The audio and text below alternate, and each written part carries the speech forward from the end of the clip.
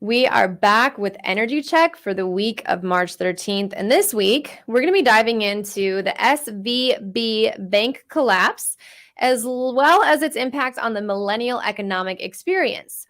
Plus, we're going to explore a recent workplace well-being study out from Deloitte.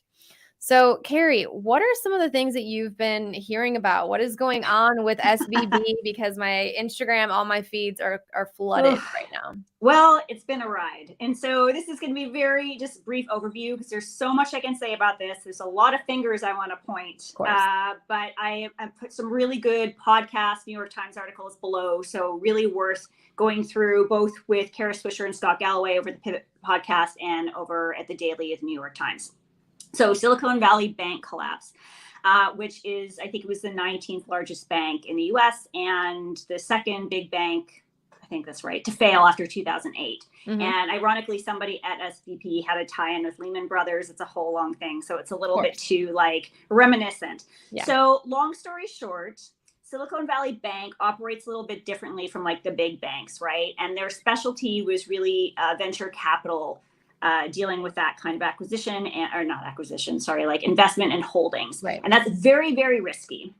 And a big part of this was around 2018, Trump and his crew, with some influence by shady people like Peter Thiel, decided to roll back a lot of regulations around this kind of banking because it wasn't looked at as the same. Flash forward, you have a lot of venture capitalists that put their money to hold in this bank, and some unnecessarily so. Like there was one company that had like billions of dollars just sitting in there, which is ridiculous. It's like really irresponsible. You should be moving that around. And there was a lot of factors, right? They were taking risky bets, never a good thing from a bank. And then with inflation rising, all of a sudden, a lot of these companies needed their money or they needed things covered. SVP made some very, very they were definitely, I wanted to just say the word shady again. They were irresponsible, big bets. And within around a 48-hour window last week, like literally by Wednesday, the Federal Reserve had to step in and essentially close shop. So all these companies freaked out. Twitter was going nuts for a few days between journalists and a lot of very spoiled VCs, but also a lot of small businesses, right? There's a lot of small businesses that would hold their money there that had their own investments. They're talking about they raised a couple million in capital, right? That's a big deal to them when they can't make payroll. So Federal Reserve stepped in literally over the weekend. A lot of stuff was figured out, and they have promised that they will be able to pay back bank depositors will get their money back. So that's essentially the companies. It's not a bailout. I'm seeing a lot of this online when people were like, oh, it's a bailout. And like, if they won't let student loans be forgiven, then why is this? It's not the same situation as it was in 2008. Mm-hmm. And I can understand there's still a lot of shakiness in the economy. And some people are worried about other banks and this being a domino effect. It's not really related. This is a very specific issue. And so again, listen to better experts other than myself, really talk about this in detail because they can give you the play-by-play, but irresponsibility times a million. And then everybody has a hot take. I was going to say, like the other, I saw Dave Ramsey, he was just kind of like, hey, like if you have your money in other banks, like don't freak out. Like people are like, okay, now I got to get my money out of all these big banks, or they're going towards big banks. It's right. This is it's a very different thing. And SVP really was dealing with very specific kinds of investments and funds and made bad decisions. Also in that time frame when all these magazines and papers had all their hot takes, Wall Street Journal published one of the stupidest articles that I've read and everybody else did, where somebody suggested that if they hadn't like made all these diversity hires, and maybe there would have been better decision making, which is kind of interesting because all the people on the executive board were white men. So I don't even know where that's coming from. People dragged them, so they well deserved. It was fine, but it's pretty wild. They should have never been allowed to act so irresponsibility and take these massive bets with this huge amount of money, especially not in a time where you need to be more conservative with rising inflation. Especially right now. Absolutely. Yeah. And so this is something, again, listen to one of these podcasts, but I did want to tie it into another article, which is sort of related, but not really. Yesterday, an article, it was an opinion piece, came out in the New York Times by writer Jessica Gross on the new middle age. And I'm linking the article below. And the reason why I'm tying these things together is because it's talking about Xennials and millennials. Xennials, wait. I'm a Xennial. So That is the Xenial, first time I'm hearing this. Like, okay, I so can't keep up with all this a lingo. Xenial is the very tail end of Gen X. So Okay. people that are born like 77 to 84, because they're kind of like right at the beginning of millennials, like right at the tail end of Gen X, right? And so Xenials slash millennials that are the older millennials, everybody is kind of hitting their 40s. It's people are tired, they're exhausted. People are, I mean, listen, I'm not somebody that's ever gonna, I don't like pitting generations against each other. And for sure, people go through their own things with every generation, of course. Mm-hmm. But the amount of obstacles, especially economical, we're talking multiple massive financial problems between 2008, housing prices, the economy, jobs changing at the speed of light, between digital and everything else, health, pandemics, 9/11. It's just been like one thing and one thing and one thing.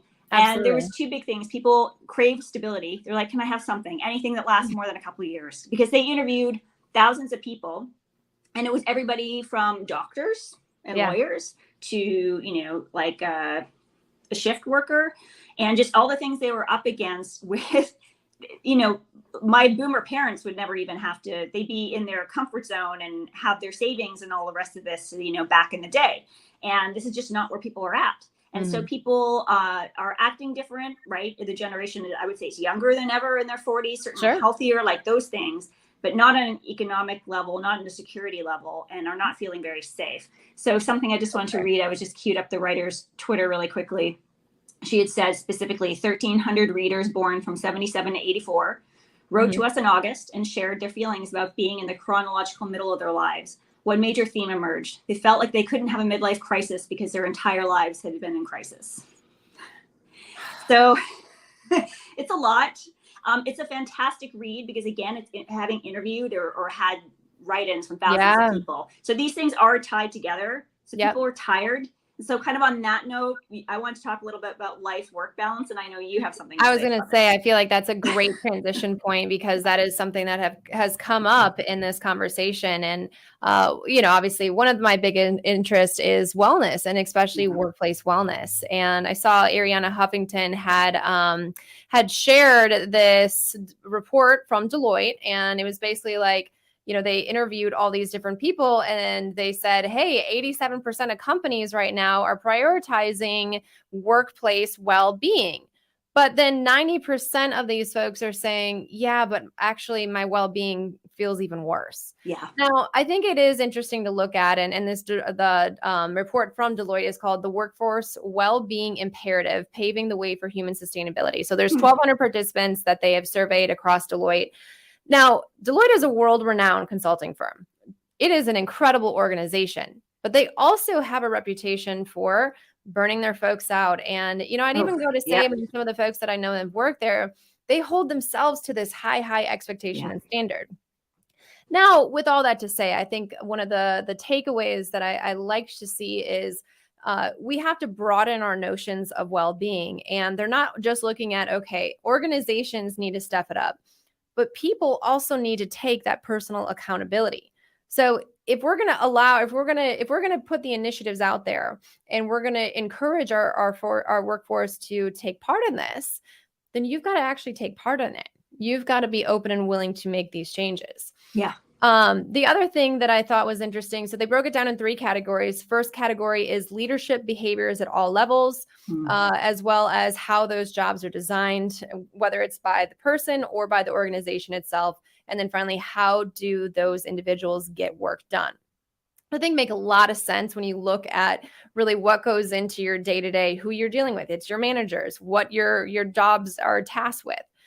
The thing that I also had decided to do is I posted that on my Instagram account, but I was curious. Okay, like if you were part of this 90% that is saying my work-life balance is even worse, even though these organizations are sharing this and making these initiatives available to you, why do you feel this way? Yeah. The biggest part comes to expectations inside and outside of the workplace.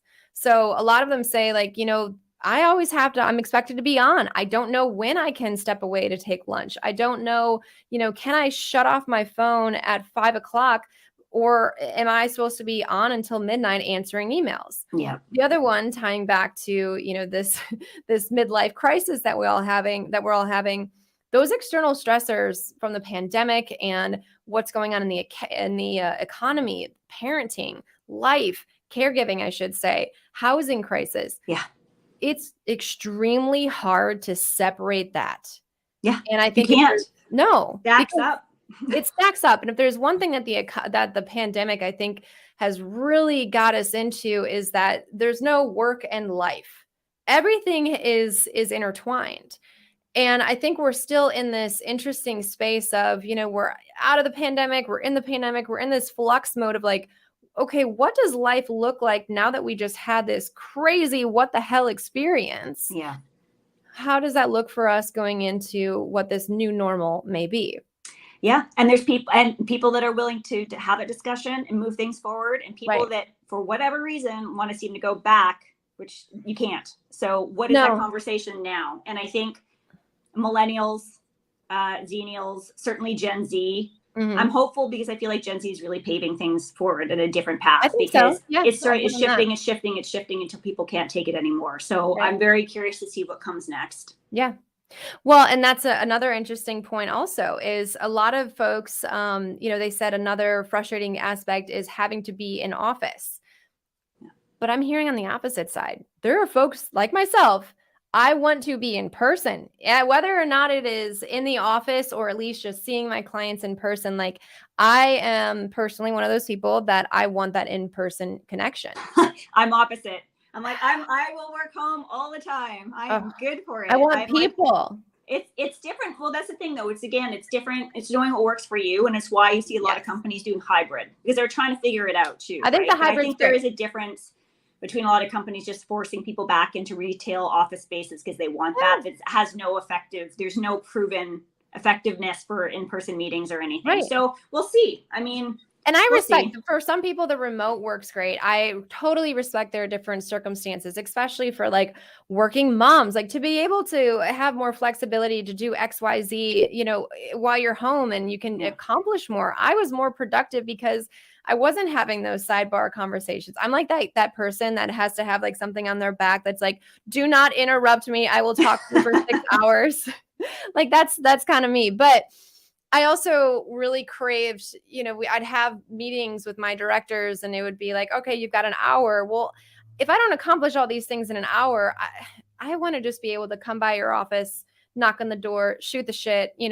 That is what I've missed. So I think that the hybrid model and allowing people to better craft their working behaviors, it's something that's needed. And I think we've also learned a lot about ourselves in that process of, because I go back to, it is also personal accountability for understanding how you work best. Mm-hmm.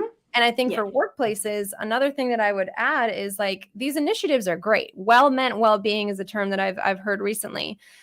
But if people aren't taking the initiatives, they're not taking advantage of some of these things that they're putting out there, well, that's on the individual. However, how can organizations and individuals better collaborate in the understanding of how people operate?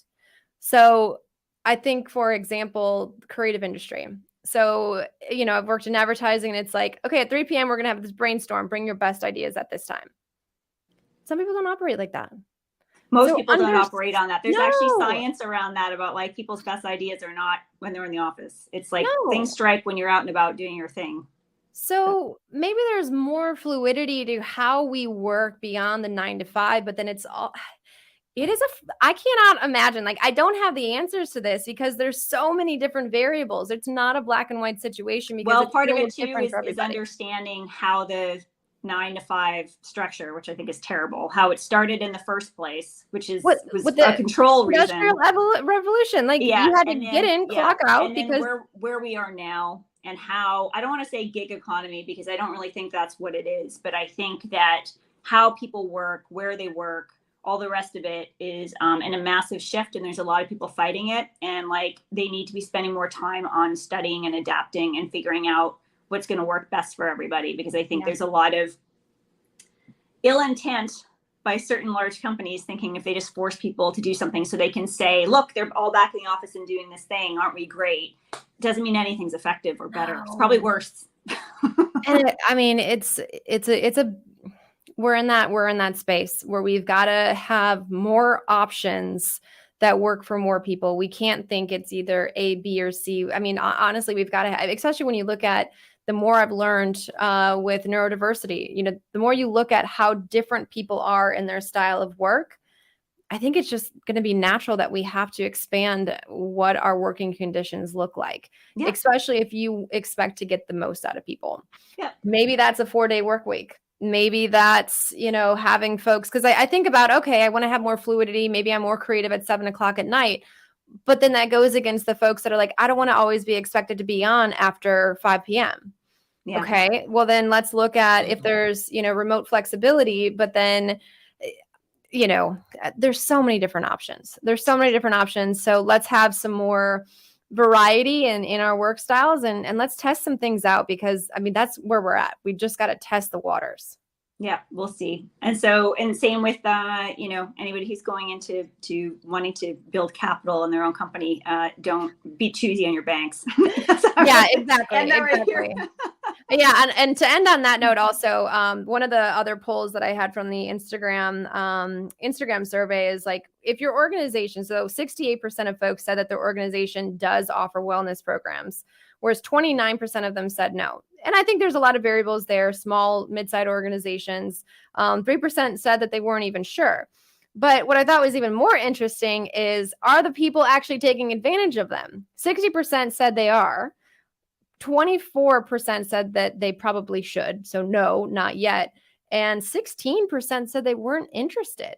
Yeah. So even though they had them, they weren't interested in taking advantage of them. I guess it would depend on what they are. Again, it's very personal, right? There's some things that I'm not going to want to participate through a company, and there's some things that I would. So the answer to that question, though, the number one benefit that folks said that they loved that their company had offered is free counseling. That's a good one. That's a very good one.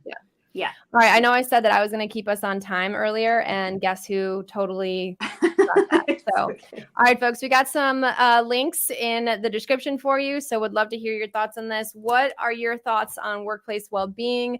Where do we think things are going with this I'm going to butcher this right now.